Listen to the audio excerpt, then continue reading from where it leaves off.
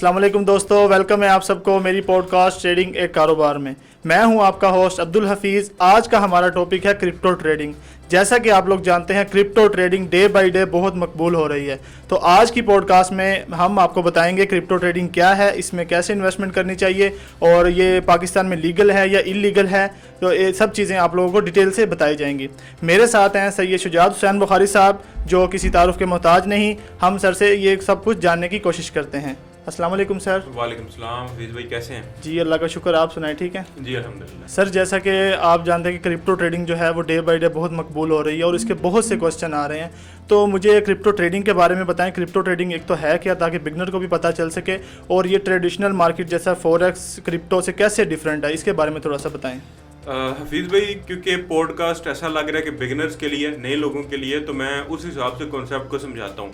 सबसे पहले बताता चलूँ कि फॉरेक्स क्या है। जिनको ये नहीं पता वो भी पता चल जाए। फॉरेक्स कहते हैं करेंसीज को, जिसमें हम मुख्तलिफ करेंसीज को या उनके पेयर्स को ट्रेड करते हैं, गोल्ड, यूरो, यूएसडी, पाउंड वगैरह वगैरह। उसके बाद कमोडिटीज आती हैं जिनमें गोल्ड ट्रेड करते हैं। आई थिंक 2009 या इस इरा के अंदर एक नई टेक्नोलॉजी आई, ब्लॉकचेन टेक्नोलॉजी, और क्रिप्टो करेंसी का एक टर्म मुतारिफ करवाई गई कि एक ऐसी करेंसी जिसका बनाने का मकसद ये था कि एक ऐसी करेंसी बनाई जाए, एक ऐसी चीज़ बनाई जाए जो डिसेंट्रलाइज्ड हो और पूरी दुनिया की एक करेंसी हो। अब ब्लॉकचेन टेक्नोलॉजी ये थी कि वो डाटा ब्लॉक्स में ट्रांसफर करती थी और उसकी वजह से हर ब्लॉक को हैक करना या उसको हैक करना पॉसिबल नहीं था। लेटर ऑन उसको आहिस्ता आहिस्ता, आपको पता है, आपको हाइप पता ही है कि 2009 में लिया होता या 2010 में लिया होता, आज हम बिलियनियर्स होते हैं, मिलियनियर्स होते हैं। तो बेसिकली क्रिप्टो करेंसी एक डिसेंट्रलाइज्ड करेंसी है, डिजिटल करेंसी है, जिसका मकसद, बुनियादी मकसद ये था कि एक करेंसी हो, डिसेंट्रलाइज्ड हो। डिसेंट्रलाइज से मुराद है कि आपको पता है कि डॉलर है, तो डॉलर को स्टेट बैंक या उसकी हुकूमत कंट्रोल करती है मुख्तलिफ पॉलिसीज की वजह से। पाउंड है, उसको भी गवर्नमेंट कंट्रोल करती है। तो इस तरह अगर हम बिटकॉइन, जो पहली क्रिप्टो करेंसी है, अगर हम उसको देखें तो उसको कोई इदारा कंट्रोल फिलहाल नहीं करता था, ठीक है, और होप्स हो कि आगे भी नहीं करेगा, बट डेफिनेटली मैनिपुलेशन और ये चीज़ें हम आगे लेटर ऑन डिस्कस करेंगे। जी ठीक है सर, मुझे ये बताएं कि जैसा कि अभी क्रिप्टो करेंसी में डिफरेंट टाइप्स के कोइंस हैं, जैसा कि बिटकॉइन है, आल्ट कोइन है, मीम कोइन है, तो इनमें डिफरेंस क्या है और किस कोइन में इन्वेस्टमेंट करनी चाहिए, किस में नहीं करनी चाहिए, इसके बारे में थोड़ा सा बताएं। देखें, मेन जो सबसे पहले कोइन लॉन्च हुआ ना, वो बिटकॉइन था, जो समझ लें कि इस टेक्नोलॉजी को लाने वाला है या इस चीज़ को लाने वाला है। तो आल्ट कोइन कहते हैं जो अल्टरनेटिव कोइन है, जो बिटकॉइन के अलावा अच्छे प्रोजेक्ट्स हैं, उनको आल्ट कोइन कहते हैं। फिर आते हैं शिट कॉइन्स, मूमन, जिनको मीम कॉइन्स भी कहते हैं। तो डिफरेंस क्या है? बिटकॉइन आप समझ रहे हैं कि एक मेन, एक सबसे स्टार्ट में आने वाली चीज़ है और दुनिया इसको ऐसा एसेट देखती है। अगर अमेरिका में भी देखें तो अमेरिका भी इसको रिजर्व के तौर पे खरीदना चाहता है। दुबई के पास भी $40 बिलियन का बिटकॉइन होल्ड है, अभी तक की जो न्यूज़ है। इसके अलावा दीगर मुल्क इंक्लूडिंग पाकिस्तान भी इस चीज़ के ऊपर फोकस कर रहा है। इसके अलावा बिटकॉइन तो समझ लें कि मेन चीज़ है। अगर कोई भी बंदा बड़ा इन्वेस्टर है, डिप में खरीदना चाहता है, तो बिटकॉइन एक सेफ एसेट है जिसको खरीदा जा सकता है। क्यों? क्योंकि अब ममालिक भी इसको खरीद रहे हैं जो पहले गोल्ड खरीदते थे। रही बात आल्ट कॉइन्स की, तो आल्ट कॉइन्स में भी कोई टॉप 10 प्रोजेक्ट्स हैं जिनके अंदर आप इन्वेस्ट कर सकते हो। जो बहुत नए प्रोजेक्ट हैं, जिनका कोई मोटिव नहीं है या जिनकी ब्लॉकचेन टेक्नोलॉजी यूज़ नहीं हो रही, तो आई थिंक उनके ऊपर आपको अवॉइड करना चाहिए। अब कौन कौन से, आई थिंक वो हम लेटर ऑन मेंशन करेंगे। बट डिफरेंस ये है कि बिटकॉइन मेन चीज़ है, मेन कॉइन है, जिसको ममालिक रिजर्व के तौर पे भी रख रहे हैं, आल्ट कॉइन्स को भी रख रहे हैं, लेकिन आल्ट कॉइन्स ऐसे कॉइन्स जिनके पीछे कोई ना कोई प्रोजेक्ट है। फिर आते हैं शिट कॉइन्स, जो शुगल मेले में मीम्स के तौर पे बनाए जाते हैं। ठीक है सर, जैसा कि हम पाकिस्तान में हैं, तो पाकिस्तान में न्यूज़ सुनने को मिलती हैं कि क्रिप्टो करेंसी जो है वो इलीगल है, लेकिन अब रिसेंटली जो है वो न्यूज़ चल रही हैं कि क्रिप्टो करेंसी जो है वो पाकिस्तान में लीगल होने जा रही है। तो मुझे ये बताएं, स्टेट बैंक ऑफ पाकिस्तान ने क्रिप्टो करेंसी के हवाले से कोई हिदायत जारी की हैं या नहीं की, इसके बारे में थोड़ा सा मुझे बताएँ। ताहाल अभी तक जो है एक कमेटी बनी है, आप कह लो कि जिसका काम यह है कि क्रिप्टो को रेगुलेट करना। लीगल इलीगल का तो इशू नहीं है, रेगुलेशंस का इशू है, क्योंकि क्रिप्टो का almost 2 crore user I think Pakistan में भी है, जो कि बहुत बड़ा यूज़र है। जो आप कह लें कि आपकी स्टॉक मार्केट का इतना यूज़र नहीं है, आपकी फॉरेक्स मार्केट का इतना यूज़र नहीं है जितना क्रिप्टो का यूज़र है। तो अभी कमेटी बनी है और वो आई थिंक वजारत ख़जाना के, अगर मैं गलत हुआ तो करेक्ट कीजिएगा, वजारत ख़जाना के अंडर है। और अभी उन्होंने एक कमेटी बनाई है जिसका मकसद ये है कि ढांचा बनाना, स्ट्रक्चर बनाना कि रेगुलेशंस कैसे दें। और अगर तो सीरियस हैं। जिस तरह के जैसी कमेटी बनी 2-3 मीटिंग्स भी हो चुकी हैं, 2-3 अलामिये भी जारी हुए हैं, और इवन के कल मैं ये पढ़ रहा था हफीज़ भाई कि गवर्नमेंट जो एक्स्ट्रा इलेक्ट्रिसिटी बचती है, आपको पता है कि सोलर्स की वजह से हमारे पास इलेक्ट्रिसिटी जो लाहौर का ग्रिड आई थिंक उसमें 2000 मेगावाट ज़्यादा है। तो हुकूमत ये प्लान कर रही है कि वो जो बिजली है वो सस्ती करके माइनिंग करके जो है वो पैसा बनाया जाए। तो मेरे ख्याल में पाकिस्तान में भी वेरी सून क्रिप्टो लीगल होने वाली है, लेकिन अभी रुके, अभी ये नहीं कि लीगल होने वाली है तो हम पहले ही शुरू कर दें। तो अभी थोड़ा वेट करें, लीगल होने दें, फिर आप लोग इंटर हो जाइएगा। ठीक है सर, जैसा कि क्रिप्टो करेंसी है या क्रिप्टो मार्केट है और फॉरेक्स मार्केट, स्टॉक मार्केट, इनमें बहुत सी डिफरेंस है। डिफरेंस क्या है? वो ये है कि इनमें ना मूवमेंट बहुत ज़्यादा होती है, लेकिन मैंने क्रिप्टो करेंसी में देखा है कि ये मार्केट बहुत ही यानी कि वॉलेटाइल है। तो इसके बारे में बताएं, ये मार्केट इतनी वॉलेटाइल क्यों है बाकी जो है वो मार्केट से? यानी आप कह रहे हैं कि बाकी मार्केट्स कम वॉलेटाइल है, ये ज़्यादा वॉलेटाइल है? जी जी, ठीक है। तो इस बारे में बताएं ना कि ये क्यों है बाकी मार्केट से, जैसा कि इसमें बहुत ज़्यादा मूवमेंट देखने को मिलती है। आपको पता होगा कि कोई भी किसी भी मुल्क की जो करेंसी होती है ना वो सेंट्रलाइज्ड है, उसका एक स्टेट बैंक या एक रिजर्व बैंक होता है जो उसके रेट को कंट्रोल करता है, लिक्विडिटी को प्रोवाइड करता है। ठीक है, बिटकॉइन में ऐसा नहीं होता कि कोई रेट को कंट्रोल करे। ठीक है, ये एक ऐसी चीज है कि जो किसी पॉलिसी की वजह से या किसी चीज की वजह से नहीं चलती, ये दुनिया में कोई भी होने वाले जो इवेंट्स हैं उनकी वजह से ट्रिगर हो सकती है, जिसकी वजह से आपको अचानक स्लो मूवमेंट के बावजूद यकदम लिक्विडिटी नजर आती है, यकदम बड़े मूव्स नजर आते हैं। वो उसका रीजन यही है कि डेफिनेटली जब लोगों का एक ट्रेंड है ना, ट्रेंड चलता है, लोग इन्वेस्ट करते हैं तो उसमें लिक्विडिटी आना शुरू हो जाती है। करेंसीज को देखें तो करेंसीज क्योंकि रेगुलेटेड होती हैं, आप कह लो कि सेंट्रलाइज्ड होती हैं, बैंक पॉलिसी बना के रेट को कंट्रोल कर सकता है, सप्लाई को बढ़ा के कंट्रोल कर सकता है, सप्लाई को कम करके कंट्रोल कर सकता है। हजार तरीके हैं रेट को कंट्रोल करने के या कम करने के। क्रिप्टो में एज सच अभी हम देख रहे हैं कि वेल्स आ रही हैं, बैंक्स आ रहे हैं, मैनिपुलेशन हो रही है, बट एज सच नहीं है। और क्रिप्टो का यूजर्स भी मतलब एक कॉइन है जो उसको वर्ल्ड वाइड यूज किया जा रहा है, वो डिवाइडेड नहीं है। जैसे बिटकॉइन है उसमें लिक्विडिटी आएगी क्योंकि एक ही है जी जी, और साथ बिटकॉइन के फिर आल्ट कॉइन्स में भी आती है क्योंकि उनका वॉल्यूम होते ही कम है, तो कम वॉल्यूम की वजह से उनमें थोड़ी भी इन्वेस्टमेंट आएगी तो मूवमेंट होगी। ठीक है, तो ये रीजन है कि पूरी दुनिया में करोड़ों यूजर्स होंगे, अब तो बिलियंस में होंगे जो एक ही कॉइन को ट्रेड करते हैं, और एक बिटकॉइन की वजह से फिर बाकी कॉइन्स में भी लिक्विडिटी आती है। ठीक है सर, जैसा कि ये पॉडकास्ट हमने बिगिनर्स के लिए रखी है, तो अगर हमारा कोई सुनने वाला या देखने वाला स्टूडेंट जो है वो इसमें आता है तो उसके लिए आप क्या रिकमेंड करते हैं कि इसको लॉन्ग टर्म लेके चलना चाहिए या इंट्राडे इसमें करना चाहिए? यार हफीज़ भाई, दो किस्म की ट्रेडिंग मुतारफ कर, जब से मैंने क्रिप्टो शुरू की थी ना, क्योंकि क्रिप्टो तो पाकिस्तान में ब्लैक मार्केट बहुत पुरानी है, ऐसा नहीं कि अभी आई है। जी जी, जब से शुरू की थी ना उस वक्त फ्यूचर ट्रेडिंग एग्जिस्ट नहीं करती थी क्रिप्टो के अंदर, तब स्पॉट ट्रेडिंग होती थी। लेटर ऑन आपको पता है कि फ्यूचर ट्रेडिंग मुतारिफ करवाई गई और लोगों ने लॉस भी किया, और अभी भी मेरा ये मौक़िफ़ है, हो सकता है मैं गलत हूँ, कि फ्यूचर ट्रेडिंग जब भी कोई नया बंदा करेगा या जब भी कोई करेगा वो लॉस ही करेगा। तो मेरा मशवरा ये है कि अगर आप क्रिप्टो करना चाह रहे हो, टॉप 10 अगर सेफ खेलना है नहीं हो, फिर आप शिट कॉइन्स में जाके इन्वेस्टमेंट नहीं करोगे। टॉप 10 या 20 कॉइन्स में से शॉर्ट लिस्ट करो और अपनी इन्वेस्टमेंट को डिवाइड करके स्पॉट के अंदर कॉइन्स को रख लो। मतलब जैसे टॉप 10 कॉइन्स में बिटकॉइन, इथेरियम, सोलाना, मोस्टली लोगों का ये बजट नहीं होता। इसके अलावा भी अच्छे प्रोजेक्ट्स हैं जो टॉप 10, टॉप 20 में आते हैं, तो आप उनको देख लें। ठीक है, ज़रूरी नहीं है कि बिटकॉइन आपने 90,000 के खरीदना, आप $10, $20 डाल सकते हैं ताकि एक्सपीरियंस लें। ठीक है, अगर आप कहते नहीं अमाउंट डबल हो, फिर आप थोड़े से छोटे सस्ते जो कॉइन्स हैं उनमें आप जो है वो थोड़ी सी इन्वेस्टमेंट अपनी रखें। ठीक है सर, ये अब जो क्वेश्चन मैं करने लगा हूँ ये मुझे बहुत सुनने को मिला है स्टूडेंट से भी कि बुखारी एकेडमी जो है वो क्रिप्टो कोर्स जो है वो कब लॉन्च करने जा रही है, और दूसरा ये कि इसकी क्लासेस कब स्टार्ट होने जा रही हैं, क्योंकि अभी जैसा कि पाकिस्तान में लीगल हो जाएगी तो स्टूडेंट मज़ीद जो है वो ये डिमांड करेंगे। तो इसके बारे में बताएं कि आप जो है एकेडमी, जो इदारा है बुखारी एकेडमी, ये कब लॉन्च करने जा रहा है?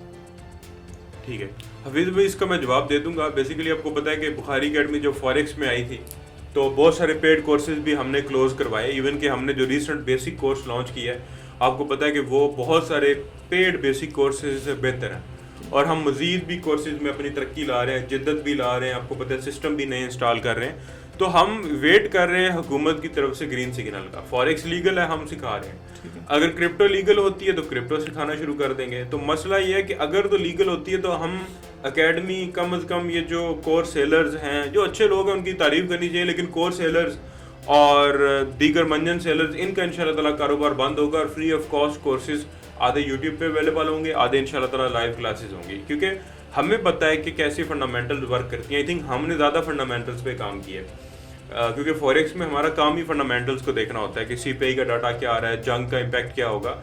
तो आई थिंक ये चीज़ें बहुत मुश्किल नहीं है पब्लिक के लिए अगर उनको दिखाई जाए। तो हम वेरी सून गवर्नमेंट की तरफ से जैसी कोई येस नो होती है तो इंशाल्लाह ताला साथ ही ट्राई करेंगे कि इसको लॉन्च करें। जी सर, जैसा कि आपको क्रिप्टो के बारे में काफ़ी नॉलेज है, आपने ट्रेडिंग के बारे में बताया कि इंट्राडे या स्पॉट करनी चाहिए, फ्यूचर करनी चाहिए, ठीक है। तो अगर कोई स्टूडेंट जो है वो लॉन्ग टर्म किसी कोई कॉइन होल्ड करना चाहे तो वो आप कौन से कॉइन उसको रेकमेंड करेंगे?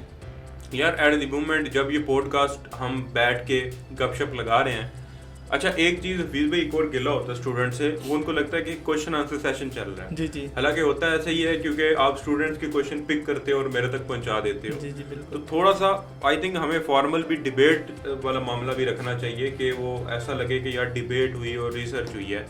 मैं यार ऐसा अभी पोर्टफोलियो अपना बता सकता हूँ कि मेरे होल्डिंग में क्या क्या होना चाहिए था या है या जो भी है वट एवर। मैं सबसे पहले तो बिटकॉइन को होल्ड करता हूँ तब से जब से बिटकॉइन जो है वो 16-17 हज़ार से है। ठीक है। अभी तो मैं लेने का ख्वाहिशमंद नहीं हूँ बिटकॉइन इस पोजीशन पे। अथेरियम मैं होल्ड करता हूँ और अभी भी लेने का ख्वाहिशमंद हूँ क्योंकि अभी बहुत अच्छी प्राइस पे है मुझे लगता है। सोलाना बहुत अच्छी प्राइस पे है, हाँ उसकी खबरें थी कि सप्लाई आ रही, एथेरियम की आ रही, फलां और सब कुछ है। उसके अलावा रिपल है, लेकिन रिपल मुझे नहीं लगता, क्योंकि रिपल के बारे में बहुत हाइप है, लेकिन मैं उसको स्टिल होल्ड करूंगा, फिर भी हाइप को भी होल्ड करूंगा क्योंकि क्रिप्टो में हाइप चल जाती है, छक्का लग जाता है। मुझे नहीं लगता कि रिपल जो है $1000 पे जा रहा है या 100 पे जा रहा है, बट मुझे लगता है कम से कम अमाउंट डबल कर सकता है, इतनी कैपेसिटी रिपल में है। पुराना प्रोजेक्ट है, यूएस का है, हाँ थोड़ा सा सेंट्रलाइज्ड है ये चीज़ भी देखनी है आपने कि थोड़ा कंट्रोल्ड भी है ये। उसके अलावा मेरे पास अगर आप आल्ट कॉइन्स में देखें तो एथेरियम है, बिटकॉइन है, सोलाना है, इसके अलावा कोई बड़ा कॉइन अगर देखें तो या प्रोजेक्ट्स में देखें तो मेरे पास एक बायो कॉइन था, वो थोड़ा सा होल्ड है, बहुत ज़्यादा नहीं क्वांटिटी में। आल्ट कॉइन्स में देखें तो लिंक है, उसके अलावा मीम कॉइन्स में देखें तो पीप है, फ्लोकी है, बोंक है, डोज है और भी हैं। लंबा पोर्टफोलियो मेरा, मेटावर्स के कुछ कॉइन पड़े हैं, तो मैं सब एआई हो गई, मेटावर्स हो गई, हर फील्ड में ना थोड़ी थोड़ी मैंने इन्वेस्टमेंट की हुई है। मीम कॉइन्स की फील्ड होगी, तो पोर्टफोलियो में मेरे ख्याल में 30-35 कॉइन्स होंगे, मुझे तो याद भी नहीं है। तो सर याद है मेन याद है। सर ये कोई अगर कोई लेना चाहे मिनिमम अमाउंट के साथ, मैक्सिमम नहीं मिनिमम अमाउंट के साथ, तो आप कौन से कॉइन 4-5 जो हैं वो बताएं जो स्टूडेंट्स को लेने चाहिए और वो छोटी अमाउंट के साथ उसे इजीली जो है वो बाय कर सकें? आप मुझे ये बताएंगे आपने भी कॉइन कौन से होल्ड रखे हैं, क्योंकि मैं आपको भी देखता रहता हूँ कि आप लगे तो होते हैं। जी, तो जी। आप कौन से प्रोजेक्ट देख रहे हैं और थोड़ा रीजन, 2 प्रोजेक्ट बताएं लेकिन रीजन बताएं कि क्यों। एथेरियम को छोड़ दें, जी जी ठीक है, सोलाना को छोड़ दें, ठीक है, बिटकॉइन को छोड़ दें, हमें पता है। जैसे हम कास्पा, लिंक, इनके बारे में R&D कर रहे थे, क्योंकि अब मेरे जहन में ऐसा नाम आ रहे हैं। जी जी। तो आप कौन से प्रोजेक्ट 2 बताएं और रीजन भी बताएं, हाँ क्या रीजन है, वजह बताएं। मेरे पास जो सर कॉइन फिल वक्त अभी जो वैलेट में रखे हुए हैं वो हैं, एक तो XR डिफरेंट कॉइन्स हैं, लेकिन जो आपने 2 कहा है मैं उसके बारे में थोड़ा सा बता देता हूँ। XRP है जिसको मैं बहुत जो है वो फॉलो कर रहा हूँ इस वक्त, और एक कास्पा, वो ऐसा लगता है ही आपका। जी जी बिल्कुल ऐसे बहुत फॉलो कर रहा हूँ। उसकी रीज़न ये है कि रिसेंटली जापान ने जो है अपने सिस्टम में उसको लॉन्च किया। मैं आपको बताऊँ, रिसेंट वर्कशॉप के ऊपर ना मुझे इस चीज़ का आइडिया नहीं था, मैं झूठ बोलूँ मुझे बड़ा पता है। जी जी। इंसान के पास जितना भी नॉलेज है कम है। मुझे एक बैंकर मिले दुबई के, ठीक है, उन्होंने कहा जो रिपल है ना, इसकी टेक्नोलॉजी जो है ये इंडिया बहुत अरसे से यूज कर रहा है, मैं बैंक कर रहा हूँ दुबई में, तो मुझे इनकी शाख हुआ कि हाँ यार ये प्रोजेक्ट यूज हो रहा है। जी जी ठीक है। अब देखें ट्रम्प जो है ना प्रेसिडेंट हैं, ठीक है, अमेरिका के रिसेंटली बने हैं, उन्होंने भी अभी लास्ट मीटिंग हुई है, उन्होंने भी यही बताया कि हम XRP जो है वो अपने जो है रिजर्व के तौर पर रखना चाह रहे हैं इसको। फिर जापान ने इसका कहा है, फिर रिपल जो कंपनी है खुद, ठीक है, XRP जिसका कॉइन है, उन्होंने भी जो है डिफरेंट कंट्रीज़ को ये कहा है कि आप इसे एज अ रिज़र्व रखें। और ये ज़्यादातर जो यूज़ हो रहा है वो ये हो रहा है क्रॉस बॉर्डर पेमेंट में, क्योंकि क्रॉस बॉर्डर पेमेंट जो है वो बहुत लेट होती है, ठीक है। जब XRP में हम पेमेंट लेते हैं या देते हैं तो वो विद इन अ सेकंड हो जाती है, तो इस वजह से मैं देख रहा हूँ इसको, क्योंकि ये बहुत ज़्यादा इसका यूज़ केस है। लेकिन यार इससे पहले भी काफ़ी कॉइन्स आए थे जिनका यूज़ केस, जैसे ट्रोन ले लो जी, ट्रोन नहीं बड़ा, उसका यूज़ केस ये था कि वो ब्लॉकचेन उसकी काफ़ी यूज़ होती है अभी भी, ठीक है। तो क्या रिपल भी बबल ना हो इसका? नहीं अभी रिपल की अब देखें ना काफ़ी मार्केट देखें ड्रॉप हुई है, बिटकॉइन की, बाकी भी आल्ट कॉइन ड्रॉप अच्छे खासे हुए हैं, लेकिन आप XRP की प्राइस देखें उस तरह ड्रॉप मेंटेन है, उस तरह ड्रॉप नहीं हुई, तो इससे लग रहा है कि ये अच्छा खासा पंप हो सकता है। हालांकि अभी रिपल मेरे ख्याल में one of the oldest coin है, रिपल हो गया, उसके बाद XMR हो गया, XML हो गया, बहुत पुराने कॉइन है, बिटकॉइन के ज़माने के, लाइट कॉइन के ज़माने के चल रहे हैं। जी। तो अब मुझे ये लगता है कि ऐसे कॉइन जिनकी हाइप बहुत ज़्यादा, उनमें आप बहुत ज़्यादा बड़ी अमाउंट ना पुट करो, अपनी एक छोटी, क्योंकि आप अगर नए हो तो लर्न करो, अमीर ना हो। जी बिल्कुल। और लर्न करने के लिए आपको $10 भी पड़े हैं, $10 आप उस कॉइन में लगाओ या एक पोर्टफोलियो बनाओ, $100 इन्वेस्ट करो 10 कॉइन्स के अंदर, डिवाइड करो, ठीक है। तो मेरे ख्याल में मेरे नज़दीक नए बंदे के लिए बेहतर तरीका है। अच्छा, आपने वो दूसरा कॉइन नहीं बताया और उसका रीज़न नहीं बताया। जी, वो एक है कास्पा कॉइन। कास्पा कॉइन की बहुत जो है ना हाइप भी है और उसका यूज़ केस भी बहुत अच्छा है। वो ये है कि बिटकॉइन का वो अल्टरनेटिव है, मतलब बिटकॉइन की जो पेमेंट होती है ना ब्लॉक्स में, एक ब्लॉक्स कंप्लीट होता है तो दूसरे ब्लॉक्स जो है ना वो स्टार्ट होता है, ठीक है। जब हम एक पेमेंट सेंड करते हैं बिटकॉइन के जरिए तो वो बहुत लेट होती है, लेकिन जो कास्पा के जरिए हम पेमेंट सेंड करते हैं BTC की, वो विद इन अ सेकंड होती है। तो इसका इस यूज केस की वजह से भी मैं इसको फॉलो कर रहा हूं। लेकिन आई थिंक ये लाइट कॉइन ने भी इस तरह का कुछ इनिशिएटिव नहीं लिया था, उसका मकसद तो यही था। नहीं, लेकिन उसका था, लेकिन वो उन्होंने स्किप कर दिया था ना उसको, मतलब लेके नहीं चला। लेकिन अब जो कास्पा कॉइन है ये आप देखें, इसकी भी प्राइस इसी तरह मेंटेन है जिस तरह XRP की है। ठीक हो गया। अच्छा, अब लोगों को ये भी बताना है कि जिस कॉइन के पीछे कोई प्रोजेक्ट होता है ना, उसको कहते हैं आल्ट कॉइन। जी, ठीक है। जिसके पीछे कोई प्रोजेक्ट नहीं होता, मीम होती है, खाली मजाक होता है, वो मीम कॉइन्स आते हैं।